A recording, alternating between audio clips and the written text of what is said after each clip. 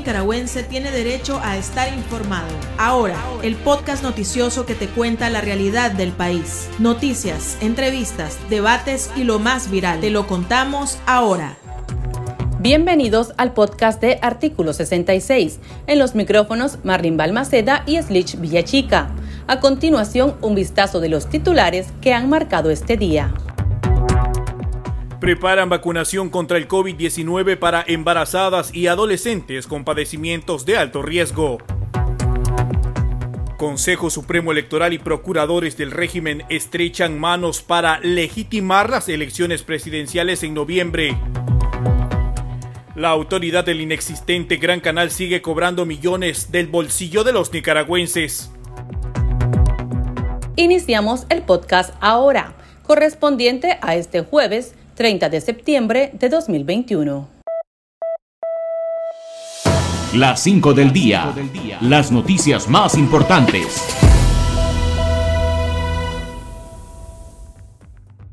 Nicaragua aplicará las primeras dosis de la vacuna Pfizer contra el COVID-19 a embarazadas y a niños mayores de 12 años con padecimientos de alto riesgo.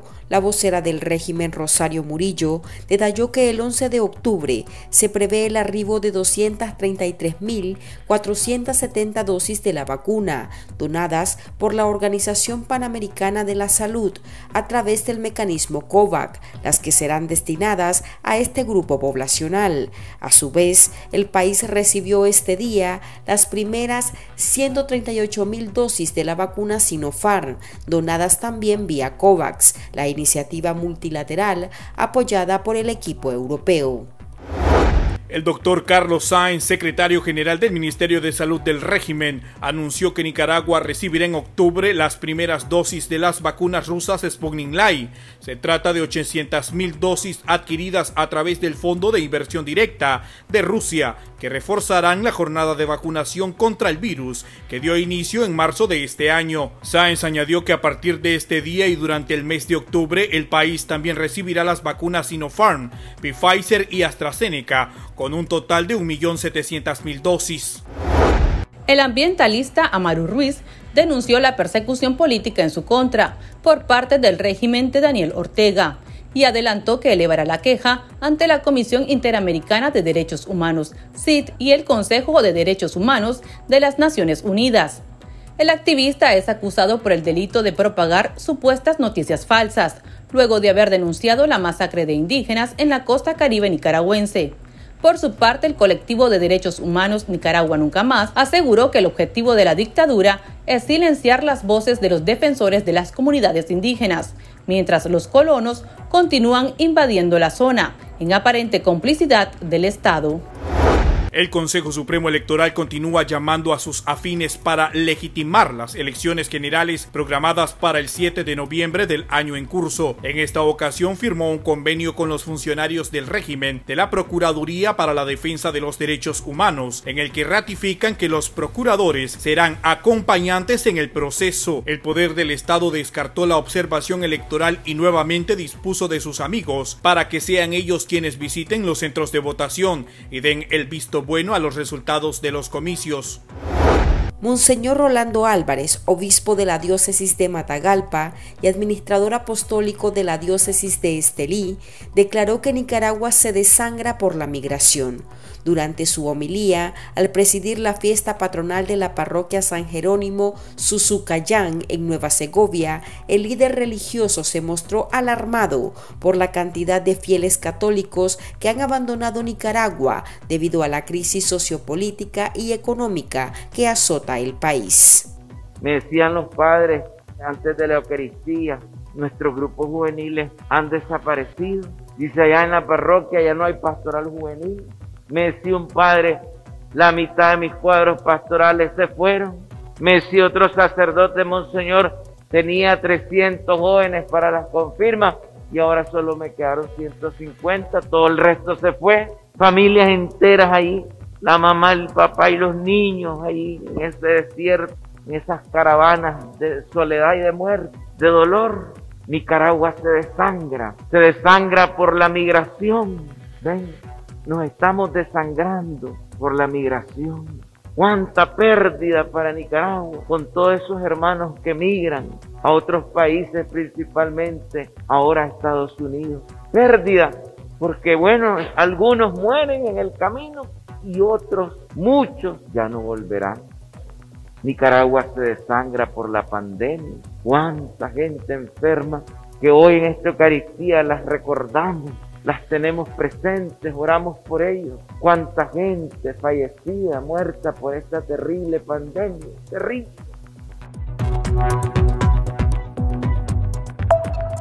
El Pulso. Le medimos el ritmo a la realidad.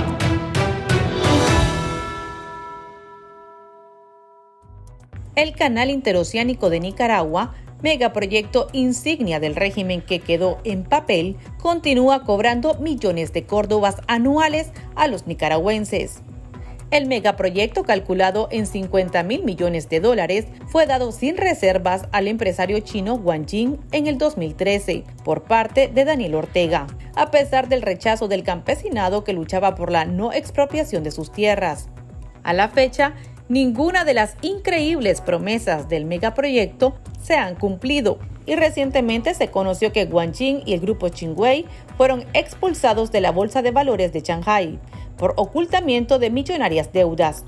Sin embargo, Ortega aseguró que no ha renunciado al proyecto y continúa asignándole millones de córdobas a la autoridad del Gran Canal, en la que colocó a Manuel Coronel Kautz y como miembros de la comisión a Telemaco Talavera, el fallecido Polokis, Lumberto Campbell, Edwin Castro, Oscar Mojica y a su consuegro Francisco Díaz. Desde el 2013 a 2021, se le ha pagado a esa instancia más de 45 millones de córdobas del presupuesto general de la República. El ambientalista Amaru Ruiz, de la Fundación del Río, ahondó sobre el tema con artículo 66. Todavía no se comprueba, sino por las mismas sanciones que ha impuesto Estados Unidos a varias de los promotores del tema del canal interoceánico, donde argumenta dentro de esas sanciones el hecho de que podría servir esta plataforma para entrada de dinero ilícito y carente de transparencia. Es decir, lo que está haciendo es creando toda una infraestructura empresarial. Recordemos que hubo investigaciones de las más de 12 empresas de maletín creadas en paraísos fiscales. Y eso es lo que te genera es una incertidumbre de un proyecto que en principio fue manejado muy secretamente, y luego también se establecieron vínculos entre Estado, familia, partidos, abogados vinculados a los testaferros de Ortega. Es decir, aquí desde el inicio se empezaba a ver un proyecto que era un proyecto fallido, pero que querían utilizar toda esa creación de leyes. Acordate que crearon dos leyes y un acuerdo marco de concesión. Estamos hablando de la ley 800, la ley 840 y el marco o acuerdo marco de concesión, que es el contrato en el cual incluso hasta cedíamos nuestra finanza. Una cláusula de seguridad soberana sobre la reserva que teníamos en el Banco Central, que con esa íbamos a responder frente a si no continuaba el proyecto. Y además recordarán todos los bemoles alrededor del estudio de impacto ambiental. Primero se lo aprobaron y después entraron con hacer un estudio, una línea de base, porque no fue ningún estudio de impacto ambiental. Esto fue un fracaso, fue la creación de esta matriz para tratar de meter dinero poco transparente e ilícito dentro de este esquema, pero que hoy por hoy continúa, y eso es lo más peligroso. El régimen, y Daniel Ortega lo mencionó en su discurso, en uno de sus discursos recientes este año, el tema del canal y la idea del canal, que la tiene ahí. Por eso hay todavía no ha sido derogada la ley 840, y a pesar de que uno de los artículos del acuerdo marco de concesión estableció que si llegaba a una fecha y esto no se había construido, entonces inmediatamente se debería de derogar todas las consideraciones establecidas tanto en el acuerdo como en la ley. Sin embargo, al cumplir estos años, nosotros también nos posicionamos diciendo que se debería derogar la ley 840. Sin embargo, no lo han hecho, y lo que hemos visto es que año con año salen del presupuesto general de la República hacia el financiamiento de esta comisión del Gran Canal Interoceánico en Nicaragua. En 2021 y 2020, el monto de la partida presupuestaria que vienen de nuestros impuestos como nicaragüenses es de 7.603.000 córdobas. Y entonces nosotros decimos, si no existe el tema del canal, si ya sabemos que ha sido un fraude, una estafa, y que han creado todo un marco para recibir dinero poco transparente desde los países, desde los puntos o los bancos que están en los paraísos fiscales, pues ¿por qué siguen manteniendo un presupuesto? ¿Para quién? ¿A quién benefician con ese presupuesto? ¿Qué es lo que hacen con ese presupuesto?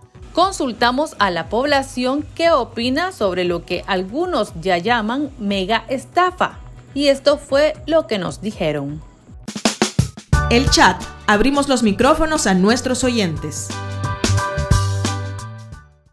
Me parece inaceptable, la verdad, que 5, 7, 8 años después se venga dando a conocer pues la gran estafa de este man. Y esto no es solo eso, esto hay mucho, solo toca investigar, seguir investigando para seguir averiguando dónde están la mera fuente de tanto lavado de dinero que tienen estos señores hoy en día. Y eso va a seguir saliendo a la luz, de uno en uno van a ir cayendo todos esos depredadores del impuesto del empobrecido pueblo nicaragüense. Esta vida se está haciendo rica a costilla del pueblo nicaragüense, de 30 millones de Córdoba, y está capaz que siga más. Daniel Ortega no está capacitado no está capacitado ni para gobernar el país ni para manejar un canal interoceánico. Entonces yo pienso que sí, tal vez sería con otro nuevo gobierno y que sí respete el derecho humano de todos los campesinos, pero actualmente Daniel Ortega lo que está es recaudando dinero para él seguirse siendo más millonario. Entonces, si no existe el megaproyecto, ¿por qué Ortega insiste en mantenerlo? Escuchemos a Amaru Ruiz. Eso también se ha traducido en que, a pesar de que el canal interoceánico como proyecto grande no se estableció, lo que ha hecho el régimen es ir vendiendo los subproyectos. Recordará que era el canal y 11 subproyectos, que ya solo uno de ellos es gigante, pues obviamente los está tratando de vender como parte del paquete, y es por eso que nosotros pensamos que no han derogado la ley 840. Quieren utilizar el andamiaje jurídico que les dejó el canal interoceánico para ir vendiendo de manera particular los subproyectos que ellos estaban establecidos. Y evidentemente uno de ellos es el tema del puerto de aguas profundas, que a pesar de que no se ha hablado esto en los medios de comunicación, nosotros tenemos información de que avanza en la zona de Bluefield, incluso han hecho consultas, e incluso por eso mismo es que no reconocieron todo el territorio de los Creole de Bluefield, de los afrodescendientes Creole de Bluefield, porque no querían entregar ese territorio y que después pedir todos los permisos necesarios para la construcción del puerto de aguas profundas, que ya ha iniciado con algunos estudios y que lo está dirigiendo la empresa portuaria nacional, EPN. Mira, acordate que el acuerdo marco de concesión, que fue el documento que es un anexo enorme además a la Gaceta y a la ley 840, estableció la aprobación de varios subproyectos y no solo el tema del canal. Entonces, incluso en la ley 840 se hablan de esos subproyectos.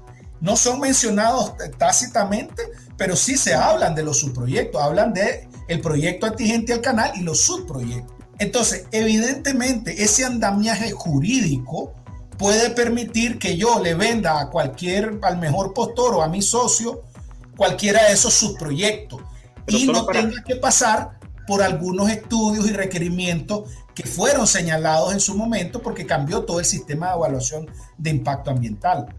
Ellos dijeron, este hombre no va a cumplir. Tampoco es que, yo creo que para los negocios y para enriquecerse de manera ilícita no son dundos. Es decir, ellos sabían que esto es más bien fue un show mediático, que menos mal que no se construyó porque hubo una oposición fuerte alrededor de toda esa línea canalera. Entonces, ellos sabían que no iba a cumplir, y al no cumplir, ellos tienen la potestad como Estado de poder ir desmenuzando los subproyectos para poder establecer otras concesiones con otros socios y con otro financiamiento. Y sigue el interés real sobre los subproyectos. Pues, es decir, incluso se está hablando ahorita, el doctor Inser acaba de denunciar todo el tema de la carretera que iba a conectar también, que era parte de los subproyectos que se evidenciaban para conectar la ruta del canal, que era el proyecto antiguo que luego se renovó, el proyecto de la carretera costanera en la zona del Pacífico. El doctor Inser acaba de denunciar que lo que están haciendo es volándose todo el bosque seco remanente que quedaba en esa zona. La comisión del Gran Canal y la autoridad del Gran Canal tiene un rango de ministerio. Es decir, eso significa que funciona como un ministerio estatal. Pues ese rango le permite obviamente tener una partida presupuestaria. En este caso es la autoridad del canal quien administra esa partida presupuestaria, lo que nosotros no conocemos. Y me imagino la Contraloría, que es la que debería de dar supervisión a esos temas, pues obviamente tampoco sabe, o al menos no se hace el ciego, sordo y mudo, porque evidentemente no sabemos hacia dónde van esos gastos. Es muy difícil saber cuando hay y tenés un hermetismo alrededor de los gastos, pero además, efectivamente, ¿para qué está sirviendo esa comisión del Gran Canal? Porque si no hay proyecto, ya el acuerdo marco de concesión no hay, es decir, ya se derogó por sí mismo porque no cumplió Wang Jin con los tiempos. No hay en ejecución real, no hay ningún proceso. Entonces, ¿por qué mantener eso? Eso solo significa es mantener el favor que le tenía a Manuel Coronel Caus, que es la autoridad del canal. Pero ¿para qué estamos gastando en eso como nicaragüenses? Aquí venimos toda una historia de resistencia campesina frente al modelo neoextractivista y explotador que impuso este régimen. Entonces, cada vez que ellos se manifestaban, aumentaba el riesgo para esas familias campesinas. Sin embargo, el campesinado está ahí, no lo olvida, y lo tiene en la memoria, y está con redes, y está organizándose, y persiste en el exilio, y tiene voces en el exilio. Y es uno de los sectores más importantes, sobre todo porque tiene un detonante diferente a los otros sectores, y es que tiene en sus manos la seguridad alimentaria del pueblo nicaragüense. Siguen en constante comunicación, pero lamentablemente el hecho de que salga a protestar significa o la cárcel, o el exilio, o la muerte en Nicaragua. Muchas gracias. Las noticias más destacadas, el ritmo de la realidad nacional y debates para comprender el panorama social. Ahora, el podcast informativo sobre Nicaragua.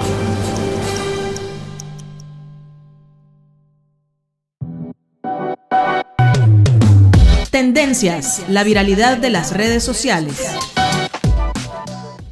Una familia de Rivas denunció ante medios nacionales que el Ministerio de Salud les entregó el cuerpo equivocado de su familiar de 89 años, que falleció por COVID-19. El joven Rafael Urtecho detalló que su abuelo, José Urtecho Mairena, murió la madrugada del miércoles 29 en el Hospital Gaspar García Laviana. La identificación del cuerpo la realizó el padre del joven, quien aparentemente no tuvo buena visión para confirmar de quién se trataba, pero decidió retirarlo. El cuerpo fue colocado en un ataúd sellado y al momento del entierro, en horas de la noche, recibieron la llamada telefónica de parte de los médicos avisándoles que hubo una confusión y el cuerpo sin vida que tenían era el de una mujer.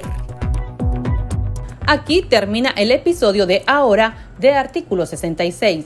Continúe informándose a través de nuestro sitio web www.articulo66.com. Síganos en nuestras redes sociales. Nos encuentra en Facebook, Twitter e Instagram y suscríbase a nuestro canal de YouTube. Hasta la próxima. La información veraz y de primera mano está ahora. No te perdás el podcast noticioso que te cuenta la realidad del país. Compartí y pasa la voz.